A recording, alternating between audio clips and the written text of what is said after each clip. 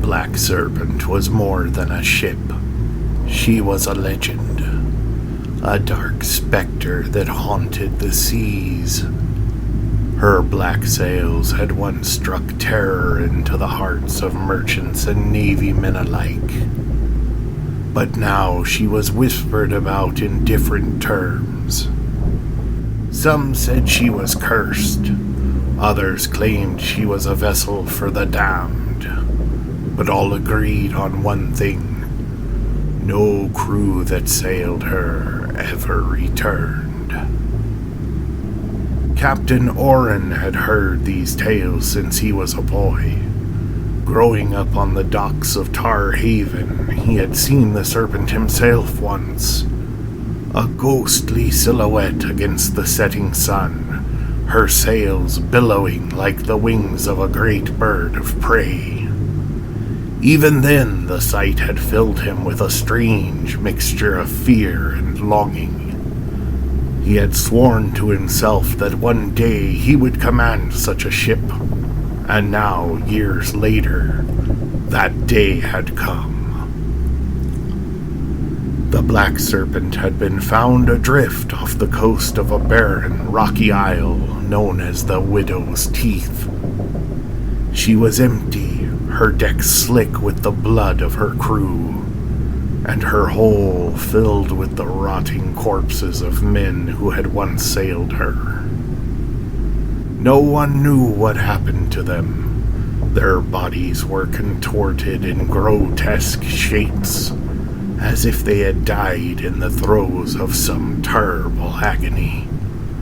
The ship had been towed back to Tar Haven, where she lay at anchor for months, shunned by all who saw her. But Captain Oren was not a man to be easily frightened. He saw in the Black Serpent not a cursed ship, but an opportunity. She was fast and sleek and deadly, a perfect vessel for the kind of work he had in mind. The merchants of Tar Haven and the neighboring ports had grown fat and complacent, their ships laden with gold, spices, and silks from the distant east. Oren planned to relieve them of their burdens. He had gathered a crew of 20 men, all seasoned sailors, each with a reputation for ruthlessness. They were a motley band, pirates, smugglers, and deserters from half a dozen navies. But they had one thing in common: loyalty to Captain Oren, or so he thought. They set sail on a cold, gray morning, the sky heavy with clouds that threatened rain. The men were nervous, glancing back at the receding shore as if they expected something to come after them. But as the land disappeared from view and the open sea stretched out before them, their spirits lifted. They were free now, free to plunder, free to kill, and free to carve their names into the annals of history. For the first few days, all went well. The Black Serpent cut through the waters like a knife, her black sails taut with the wind. The crew worked the rigging and scrubbed the decks, their minds on the riches that awaited them. They told stories to pass the time, tales of the great pirate kings of old, of the treasures buried on remote islands, and of the battles they had fought and won. The ship was alive with the sounds of their laughter and the clink of coins and the creak of timbers. But as they ventured further from the shore, strange things began to happen. It started with the wind. One morning it was blowing strong and steady, filling the sails and driving the ship forward.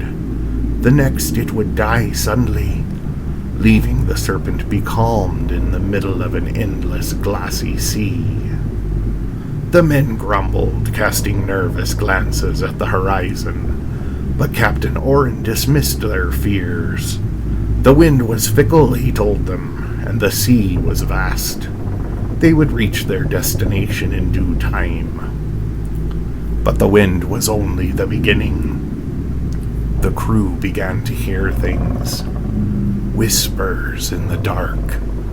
Voices that seemed to come from nowhere and everywhere at once.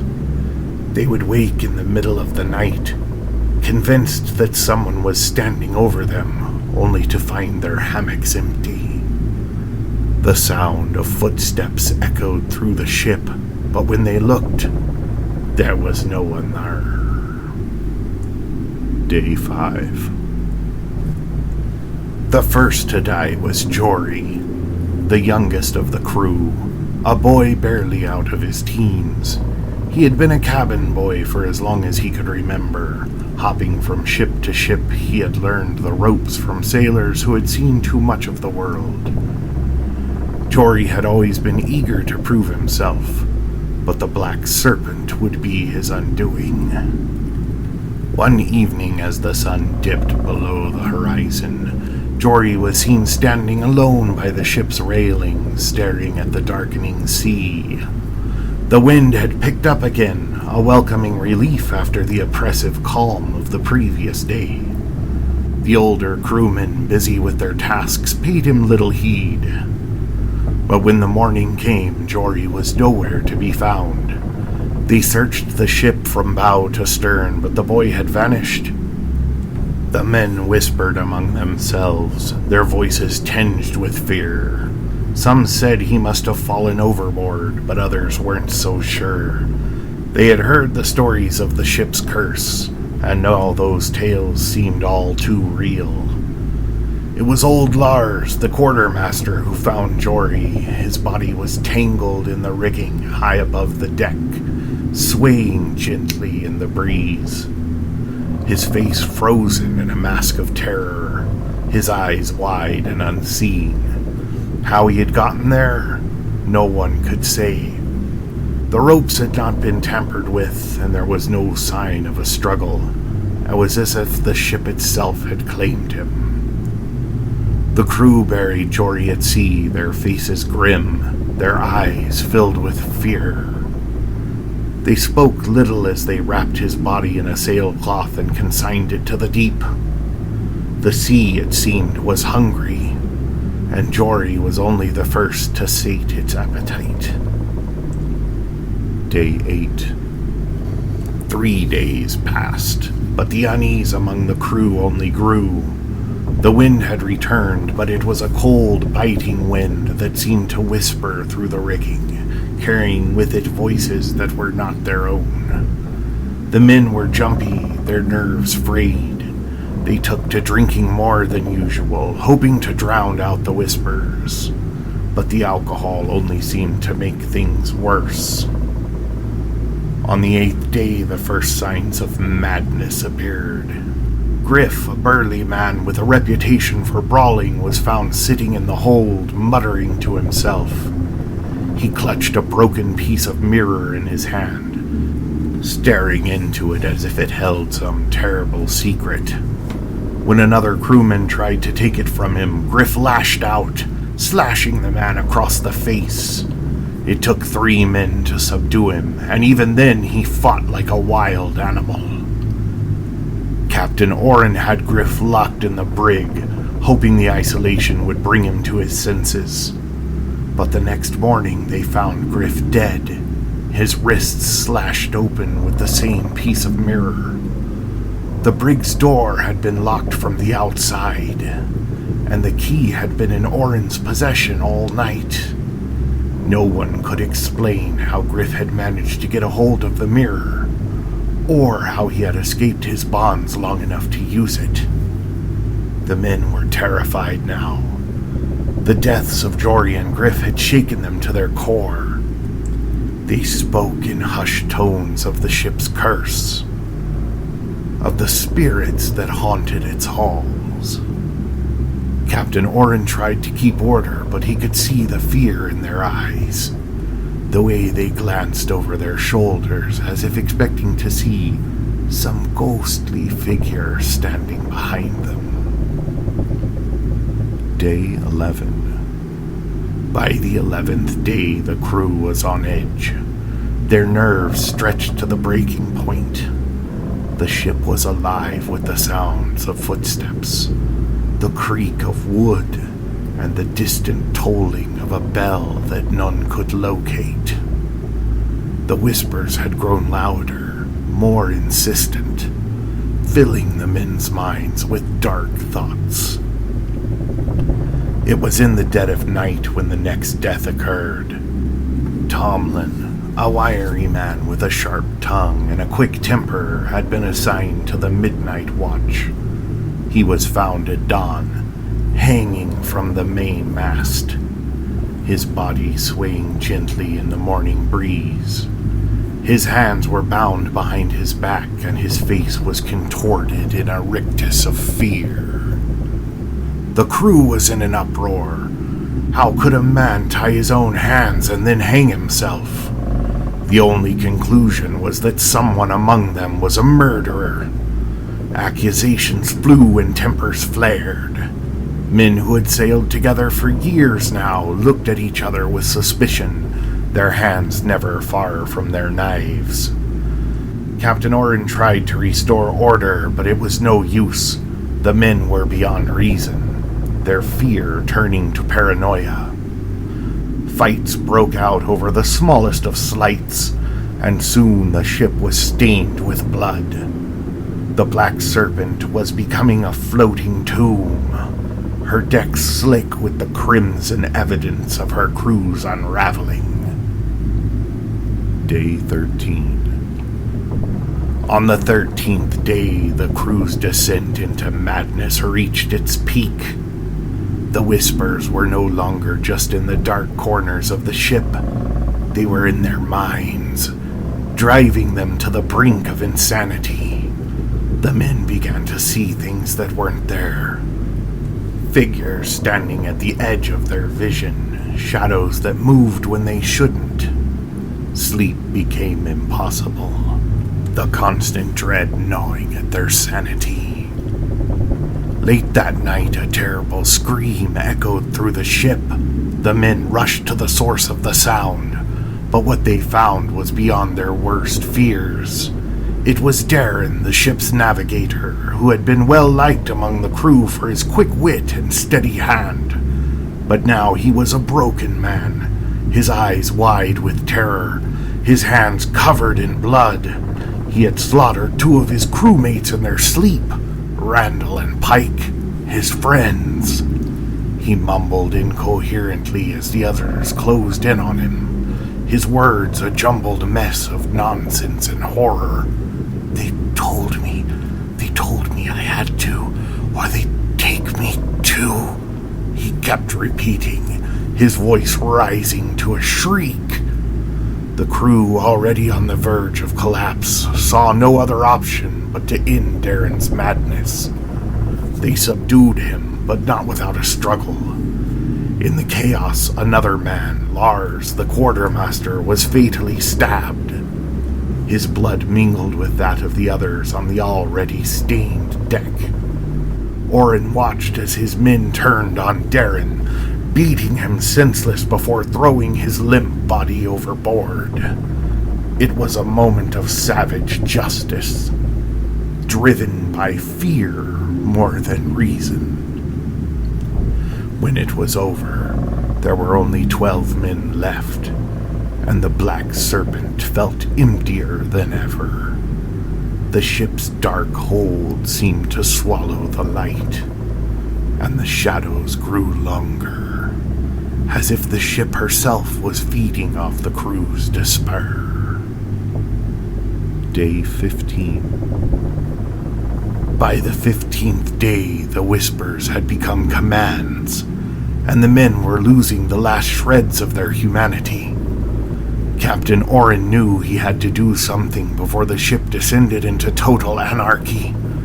He gathered the remaining crew on the deck and tried to rally them, urging them to stay strong, to resist whatever curse had taken hold of the ship.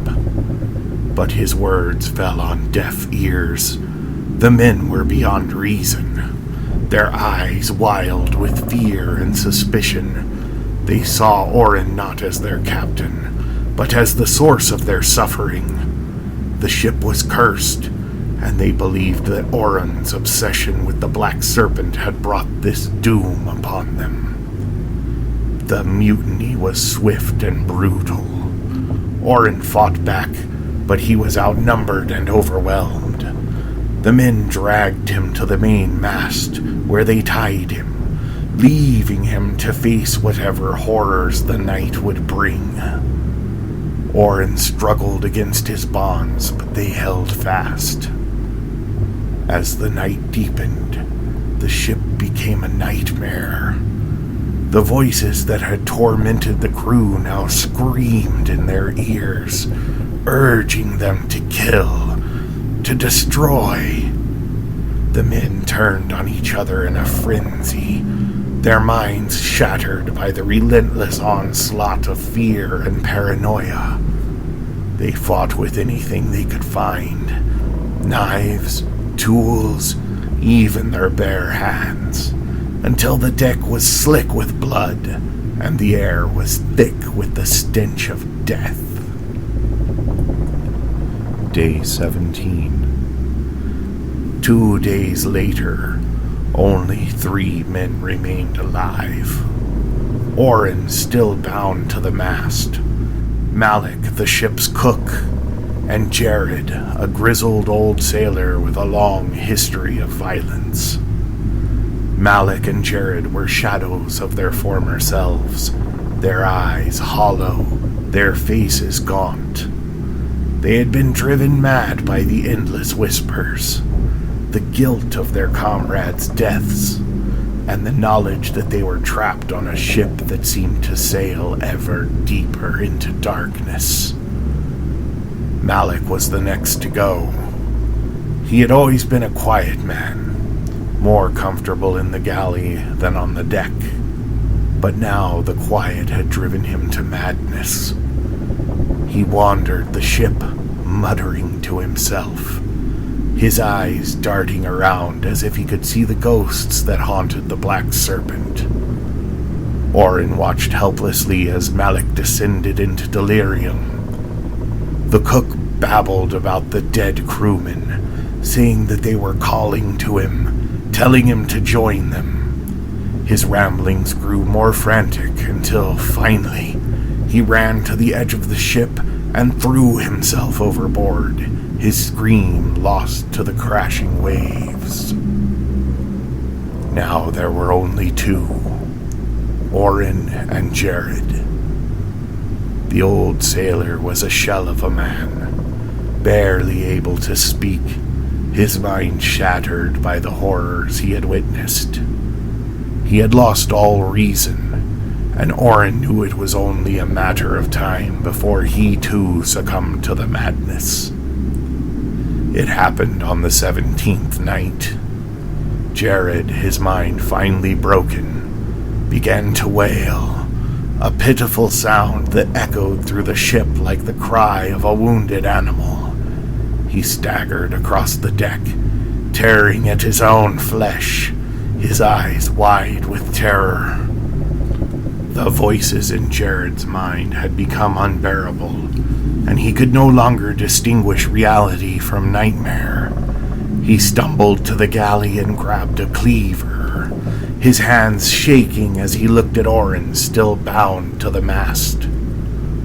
"It's you, Captain," Jared muttered, his voice a low growl. "You brought this on us. You're the reason we're all damned." Oren tried to reason with him, but Jared was beyond saving. The old sailor raised the cleaver, his eyes filled with a madness that Oren had never seen before. But instead of attacking Oren, Jared turned the blade on himself, driving it deep into his own chest. He collapsed to the deck, his blood pooling around him as he breathed his last.